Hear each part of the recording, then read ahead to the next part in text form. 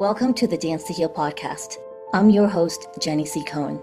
Join me as I share stories of how life is a dance. I'm a cancer survivor, mother of two, and an award-winning performer who found that mind and body connected movement is vital to healing in a way that is safe and tailored to your life. I created Dance to Heal Wellness featuring the Spotlight Confidence Formula and also authored the best-selling award-winning book, Outside In Recovery, Dancing My Way Back to Myself After Breast Cancer. I will bring new ways to help you on your dance journey and healing path. Are you ready to move? Dance to Heal starts now. Hello. Welcome to the Dance to Heal podcast. I am your host, Jenny C. Cohen, and I'm so honored that we have Sadia Hameed today with us. Now, her actual bio is this beautiful description of what she does and her mission to guide women.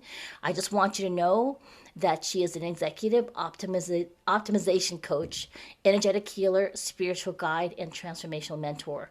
That means if you've logged onto this episode, you are meant to listen to our conversation. Welcome, Sadia. Thank you, Jenny. It's a pleasure to be here. So when I had you propose a title for your master class, you did these words I absolutely love, because for me, part of the healing process we've discussed on this podcast with other guests has been the concept of coming home to self. For you, will you share with us what that means to you and why that would become a master class that you would want to be known for? Absolutely. So, coming home to self is the entire theme and foundation for living her light. And it is the centerpiece of my own personal transformation.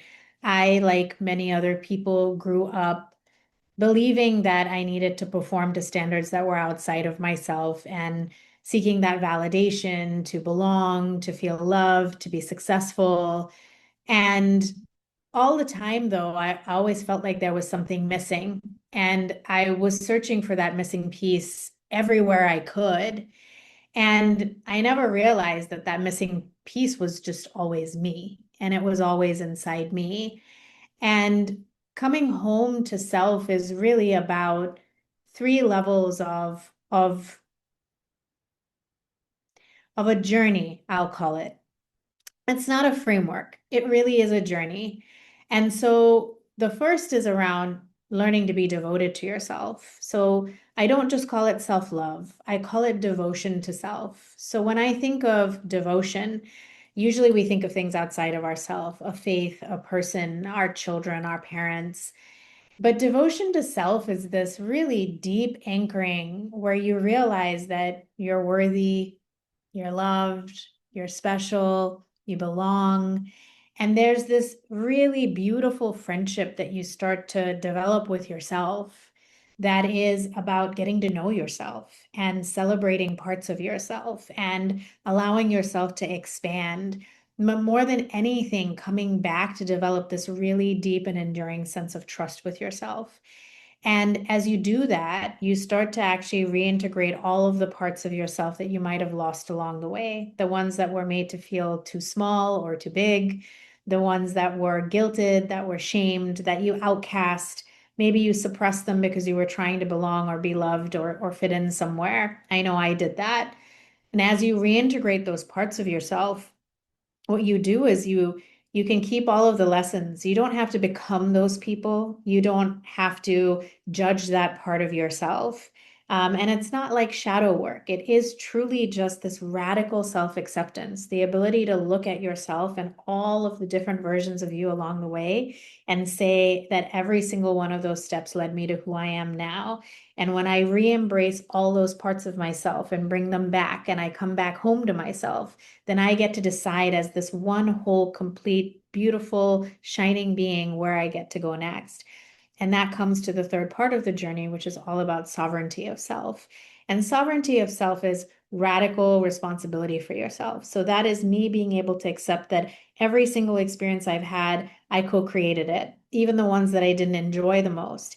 And rather than judging that or shaming that or trying to outcast that side of myself, I can simply say that I can make a different choice now. And that's all that matters.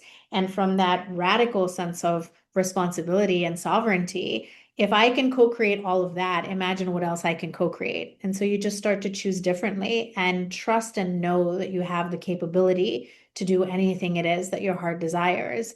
And the totality of that, which is the Trinity of Self, is really the journey back home.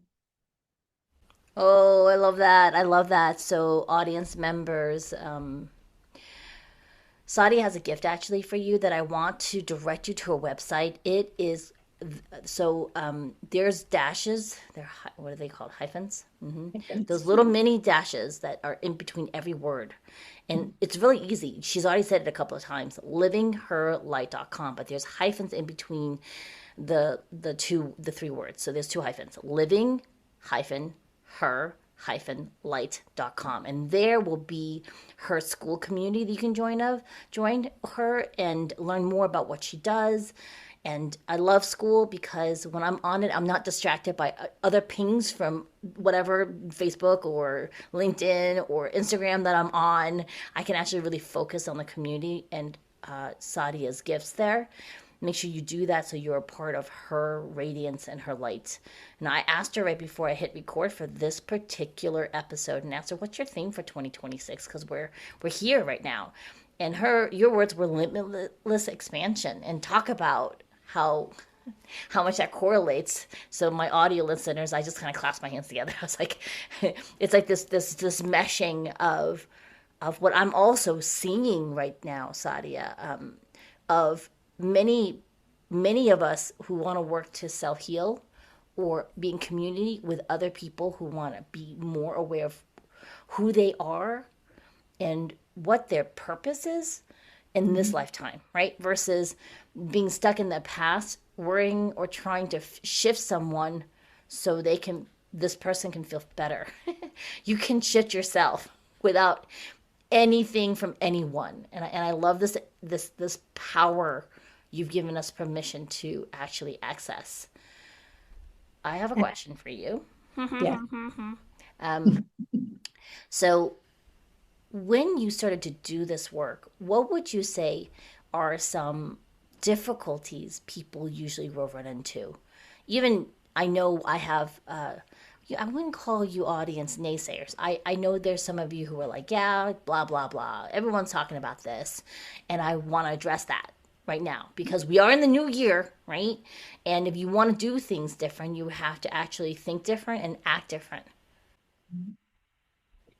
Well, I'd say one of the first things that it requires to truly make the shift is to give yourself permission. And that's not just permission to do better or to check someone else's boxes or even to check your own boxes. Permission to actually discover who you really are. What is this light that's inside you? And where is it meant to shine? And what are all the different ways that that's going to happen over the course of your life? Because I also don't necessarily believe that there's just one.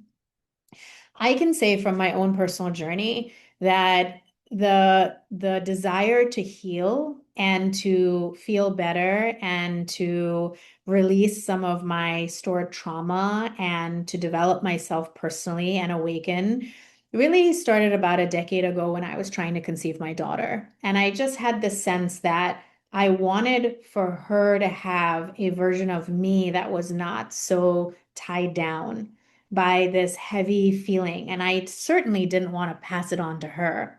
What I didn't know then was that healing itself can become a little bit of a loop or a little bit of a trap. Because healing indicates that there's something wrong, maybe there's something broken. A lot of times we also go outside of ourselves to seek the solutions to that. And I've worked with a number of wonderful mentors but I had to go to so many different ones to try and piece together all of the parts of me that I felt like needed to be mended. My mindset, my body, my shame, my past trauma, my career, my fertility, um, you know, my self-expression, like all of these things. And it was exhausting. And in fact, I probably made like I was a really great student. I showed up, I paid all the money, I did all the work. And then at the end of it, there was still that something that was missing, the thing that didn't connect, the thing that, I was waiting for the magic to happen as though I did all of these things outside of myself and poof, something would happen. And it didn't. And that felt really demoralizing. And it furthered that trap belief that something was broken. Oh, it can't work for me. It works for all these other people. It won't work for me. There's no way it'll happen. And I stayed though. I wanted it so much that I kept pursuing it. I kept pursuing it. I pursued it to the point of burnout. I pursued it to the point where I was so exhausted and I was at such war with myself that I just came to the point where I decided I needed to surrender. The only thing I knew was that I wanted to feel the truth of myself more than I wanted anything else in the world, anything or anyone. And in that moment of surrender, I asked myself, what would I happen if I just started listening? Instead of using my mind and going out there to search for something, what happens if I just come in here and listen? And you know what? That was a little scary because you're not sure what's going on in there. I had anxiety, I had all these different emotions, I had all these different feelings, this expectation, the sense of like I wasn't as far as I should be, all the things that I'm sure many people can identify with. But I decided to just give it a shot. And the more I listened and the more I followed what I listened, the more I started to be able to do the real healing, which is allowing my nervous system to move out of performance and survival into a calmer, steady state where I could actually connect back into my intuition again. When I could actually feel what it was like to respond instead of reacting, where I could allow myself the opportunity to have complete stillness and silence with myself and allow whatever I was going to hear or feel to come up, knowing that I could release it and let it go. This process, which is part of the coming home process, wasn't always easy. It was uncomfortable, but part of the reason that it was uncomfortable is because I had been fighting against myself my whole life. And if I did that for 4 decades, it wasn't going to take 4 minutes to get over it. But I will tell you that it only took about 5 months, which is really not that long of a time. If I consider how much time and money I spent trying to get to that outcome versus what happened when I surrendered into myself and started to trust and follow that guidance, the change and the transformation started happening very, very rapidly. Because for the first time, I wasn't looking for the answer outside. I was still seeking support, but I was also trusting that I could choose the support that was answering the need that was coming up inside me, whatever that was. A lot of times it was to be nourished. I wanted to feel nourished and cherished. And at first, I had no idea what that meant. And it wasn't about doing more. It was actually just about allowing myself to feel more and to slow down a little bit. And once that calm, steady trust actually started to ground in, it rooted and it anchored so deep that I realized that it didn't really matter what was happening around me. I had this calm, beautiful, steady sense of self. And I wouldn't trade it for anything. And it's also a feeling that I want everyone to be able to have. And so I understand all the naysayers. I mean, I'm probably the poster child for why they shouldn't go chasing after all these things because I already did and I didn't have the outcomes that I wanted. But there is a way. It's gentle, it's rapid, and it really starts though with giving yourself permission. Like I would say you have to want that outcome of yourself more than you want to keep the story of all the reasons why you can't have it. And I was really attached to my stories for a long time. I hugged them real tight. But then I realized it was time to let them go. And letting them go didn't mean forgetting myself or erasing my past or dishonoring any part of me. Letting them go just meant that they were chapters in the book of my life, but they weren't the whole story. And they didn't necessarily have the outcome. I had the chance to continue to write that however I wanted to be. And I realized in that moment that if I was powerful enough to have created everything in my life that I did from a sense of pain and struggle, that I could create so much more from a place of joy and love, because that is so much more expansive. So when we talk about the theme for next year being around expansion and limitlessness, it is that desire to continue to follow that calm sense of joy and see where it'll take me, and to know that it could turn out in so many magical ways that maybe I can't even fully imagine for myself yet. And that is exciting. That's a life I want to live. That is a life I wake up every day excited to be in. So this is a birthright for everyone, the right to have access to that, Absolutely. isn't it, Sadia? Yes. I don't know why when you say, oh, because this is catchphrase being thrown, and I'm so sorry, my white male counterparts, when you are in a coaching and people and a white male coach says, you're arguing for your limitations, I just want to smack them. I say this with love. Because I'm like, sometimes the limitations are slightly different for who you're speaking with because there's so much more social and cultural conditioning. And so, my audio listeners, Sadia and I present as women, one also people of color too. And there's a lot of conditioning we actually have to undergo to give ourselves permission to have access to that birthright of peace and sovereignty. And now there are it's a little unique because I grew up in the States and it was a little bit different. I was born in Taiwan and came to the States when I was 6. And even in Taiwan, it was rife with a beginning that I didn't even realize had marked me to serve for safety for the rest of my life. And once you start to tackle this, I think it's really interesting because if you're not ready for this type of conversation, let us just plant a seed for you, audience member. Okay? Because I think it's really important as you're starting the new year. This may be one of your first hints. This may be your 20th hint for you to move in a different direction. Because we don't know where your journey is right now, but I want you to be really open to what we just said and go back to the recording. All right. And then really consider joining Sadia's community on school. There's a free trial, so you don't have to commit to any type of cost at the beginning. Just kind of check it out a little bit. Part of healing is in community. Before you heal in community, you kind of have to know who you are.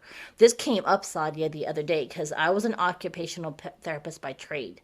And Mhm. homeschooling my kids, I used a lot of OT skills to keep them learning. I can't do a cartwheel still, but I can set you up for one. I have no interest in doing a cartwheel, but I can teach you. And I had to be reminded by more than one person when my husband came home. You know what? You're his wife. You're not his personal occupational therapist. And I Mhm. was like, what do you mean? Because I was like, he's not being safe at home because if he's not, the repercussions are that I still have to deal with another ER visit Mhm. after 2 hospitalizations, right? So there is a little bit of that overlap, and at the same time, how does one start to even know who they are, Sadia? Because we're Right. defined by our roles. Absolutely. No, we have been defined by our roles, and especially for women, that means that we're usually in service of everyone else and usually not in service of ourselves, because we've been taught that that's selfish or egotistical or too indulgent. And, I think that you can be of service to everyone around you, but they'll never actually get the best version of you if you haven't actually been of service to yourself first. And figuring out who you are is like a really big question. One of the things I do know is that there's a lot that we're not. And a lot of that is the cultural and social conditioning that has been passed down from generation to generation. And one of the things that I realized when I was pregnant with my daughter, but it's taken me 10 years to figure out how to do it, was I didn't want her to feel this invisible weight that I always felt like I was carrying just in my body and in my being. And it was so deep and it was so big, I knew it wasn't mine. I knew that it came from lifetimes and lifetimes and generation and through my lineage. And there is this sense of, as we move through life, we do it almost like in a haze, in a dream, in a daze, right? And we don't stop and we don't question things, or we push harder and stronger. We're women trying to succeed in a very masculine framed world that actually isn't designed for our intuition and our flow and our sovereign grace. And so one of the things that has been a really recent part of my mission and is the reason why I founded Living Her Light is because I understand now that there are some of us who so distinctly feel a desire to know ourselves. And we also very distinctly know that we want to be the last woman in our lineage that ever carries the memory of suffering.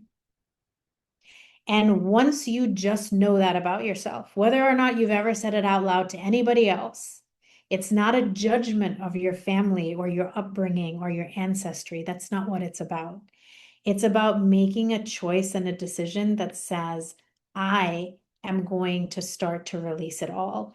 And it's almost like in every generation, especially for women, like another lead vest has been added. And so we're like this, and we're struggling, and we're pushing, and we're performing again in systems that weren't designed for us.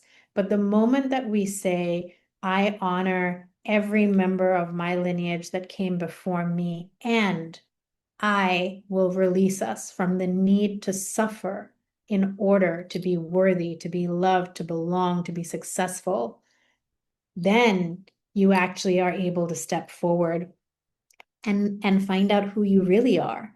Because who you're not is all the conditioning, and the standards and the performance and the approval. That's not who you really are. That's just the framework, the best framework that society has to try to guide you to who it is you're meant to be. But we're following those things blindly, not actually knowing where it came from, and that we don't actually have to opt into it. We get to choose differently. We get to make things feel a lot better. And that to me is really exciting. The idea that many of us here are here to actually rewrite those systems. And we do that by starting to take those actions in our life. And so the process of getting to know yourself is through a really gentle discovery. You know, first you've got to make friends with yourself and be in acceptance of yourself and be able to say those dreams you have out loud. I have many women who will sit with me and they will say, Sadia, I've never said that out loud to anybody else. And I'm like, great. Well, now you said it out loud to me. And that means that there is someone who's been able to witness what it is that you really long for. And the only thing we need to do now is to move you in the direction so that you're able to have it and feel really wonderful while you do. Because it's not about going after, like, people have goals and dreams and then they struggle their whole life to get to them. I'm like, that's a really unenjoyable journey, isn't it?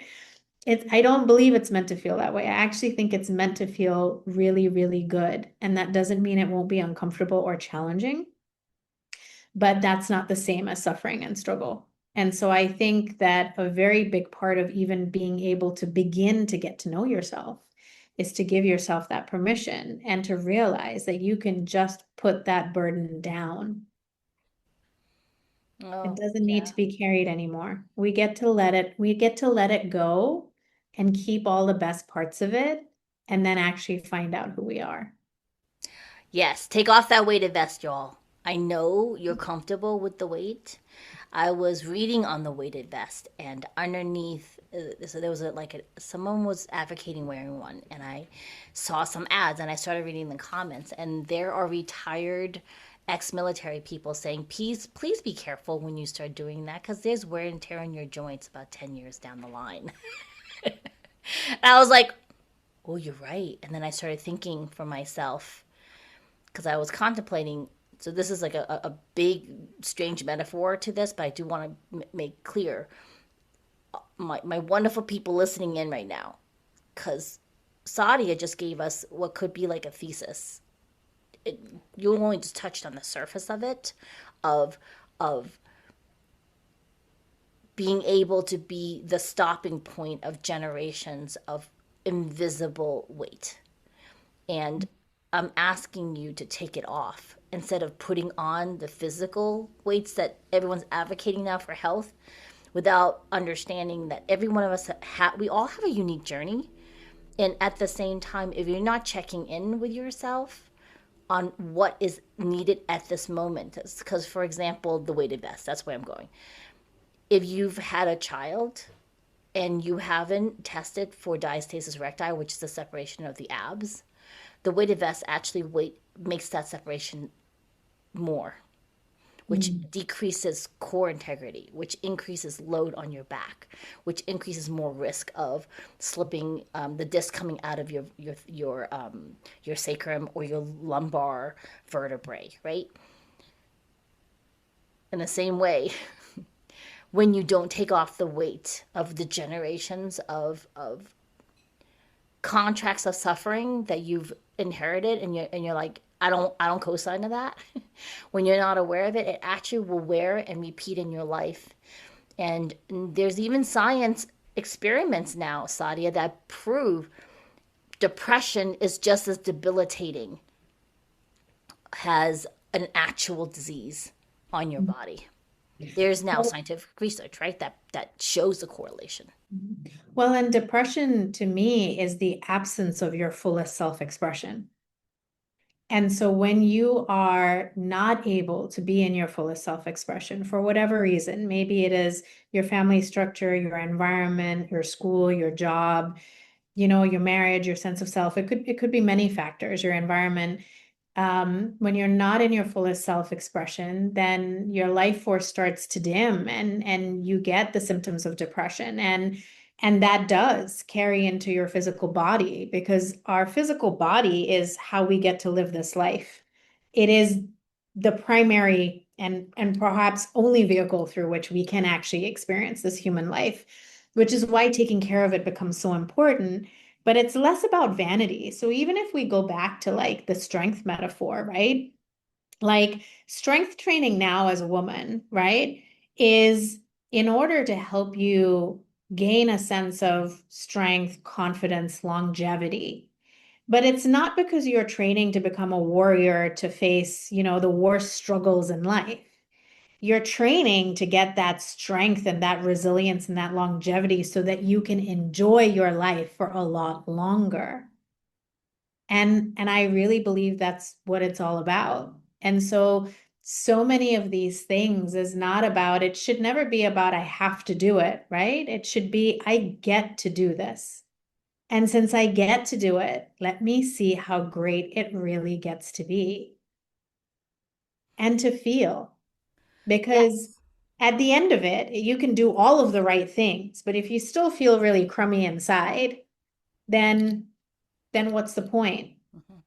I know so many people who have these beautiful lives on paper. They did everything right. They went to the school, they got the job, they met the great partner, they had the beautiful family, they've got the house. Everything is great, and they don't feel great at all. They are not waking up every morning thinking, oh my gosh, I am so grateful for this day. It is such a privilege to love myself. I can't wait to see how good it gets. That's how I get out of bed every morning. People might not want my life. I'm not selling you my life.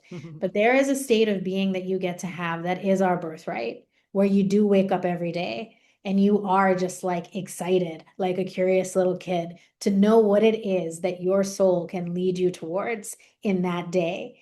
And being able to approach your days and create your days and your life from that space and that energy is just a really beautiful place to be. I have more energy than most 20-year-olds. And I don't even drink coffee anymore, right? I mean, not blaming anybody. I love coffee. I still enjoy it for the flavor occasionally, but like that idea of people needing, right? Constantly seeking. I'm seeking the energy outside of myself. I'm seeking something outside of myself. When you actually start, instead of giving your life force to that, if you start looking at the things that bring your life force back in, like the expansion is happening in and through your energetic body, and then you're able to beam it out into the world. But so often it feels like we're going through the day and we're just struggling and we're trying to grab at the little things that will make us feel better in that moment. And then the moment passes, so we need to do it again. And we get into all of these circles and loops of behavior. And then that's how we form our habits. That's how we live our lives. Next thing you know, 1 year has gone by, 6 years have gone by, 10 years have gone by. And you look at your life and most of us might be like, we thought it would be different by now. We always think it's going to be different. The only time it becomes different is when we actually give ourselves permission to be different, to feel different, and to stop feeling so guilty for having a really great life. And a really great life is whatever it is you want it to be. It's not someone else's checklist. It's not someone else's resume. It's whatever you want it to be, as long as it actually feels really great to you every single moment of the day, even when your kids are throwing a tantrum. Brava on that one, Sadia. Because I have grown kids that still Even feel then, that they feel their own like grown person tantrums, right? And so remember, folks, you've got Sadia's school community on her website. You have my gift at danceandheal.com that's shifted for 2026. So make sure you go to that place for your gift going into the new year. And by the way, Sadia, I have Earl Grey tea that has my caffeine. I won't tell love you how that. many bags it's in it. Three bags. And but it's stevia. I want to wrap back to what we started this whole conversation about, which was permission for devotion to self, Mm. because we don't do enough of that. We think the occasional bath is our luxurious thing. And I'm like, oh no. Are you doing a bath every day? Like, that's part of devotion to self. People, most of us don't give ourselves permission for a solid, ooh, this gives me pleasure. I want to wash my face every day. I have countless friends that don't do self care, not for the beauty exterior, but for the self touching, like the I love me, like you're doing great, like I'm so proud of you Mhm. moments of themselves. What's a first starting point for someone to even begin on devotion to self? I would say that it starts with a day and then it starts with a week. Mhm. So devotion to self is asking yourself, if I had no past and I had no responsibilities right now, how would I most want to feel? Just a feeling. It starts with the feeling. How would I want to feel? I'd want to feel cared for, cherished, nourished, relaxed, rested, energetic. It could be whatever, fulfilled. How do you really want to feel? And then you start by just finding the one thing that helps you feel that way. The one thing could be sitting outside in the sunshine for 5 minutes. It can be a walk with your pet. It could be the chapter of a book that has been sitting on your table, calling at you for months at a time. It could be sitting in complete silence. I remember one of the first things I did was I just craved quiet. Everything felt so noisy and chaotic inside and outside of me for a period of time. I just wanted to be still and silent. And so I gave myself that. It's like 15, 20 minutes. Didn't talk to anybody, didn't listen to anything. It just sat there and it was quiet and I could feel my whole body relax. You talked about baths. At some point, I stopped taking baths. I loved baths. I would take baths every day. I would be in the bath for hours. People would come knock on the door to make sure I hadn't drowned in the bath. And then I realized I was in a personal development program and I realized I got into the bath, but when I was in the bath, I wasn't actually fully switching off. I wasn't enjoying the warmth of the water, the softness of the bubbles, the sweet scent. I wasn't allowing my body to relax. I wasn't turning off my mind. I was getting into the bath and I was looping and looping and looping and looping in my brain, trying to answer things that were unanswerable by my mind because they required my being and not my mind, my analytical mind that could try to solve every problem. I'm a great problem solver, Mhm. but I couldn't solve the problem of what I felt like was missing with me. So the baths were actually keeping me in my loop. So when I stopped that apparent act of self-care and actually gave myself the care that I most was craving to get to the feeling I wanted, then I was able to start unlock things. So you start doing that one thing in a day, one thing in a week. Then you allow yourself to create the space and the time for it. And then you start thinking, what would my perfect morning be like? What would a great afternoon be like? What would I most like to feel before I go to bed?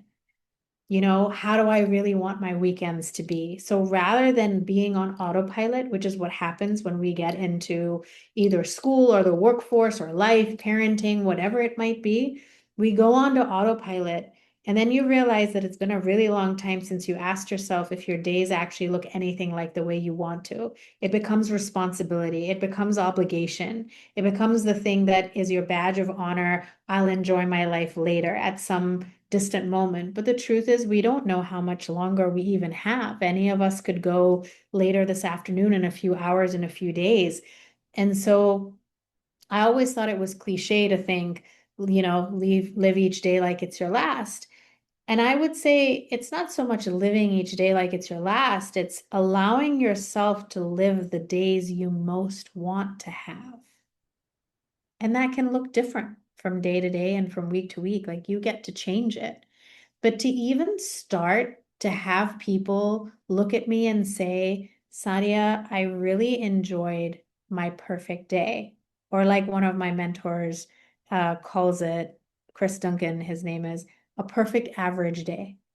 I got to do a session last week around Thanksgiving where he was asking people how much resistance they had to their perfect average day. And I got to walk through my day and think, I get to live my perfect average day every day, and I have zero resistance to it anymore.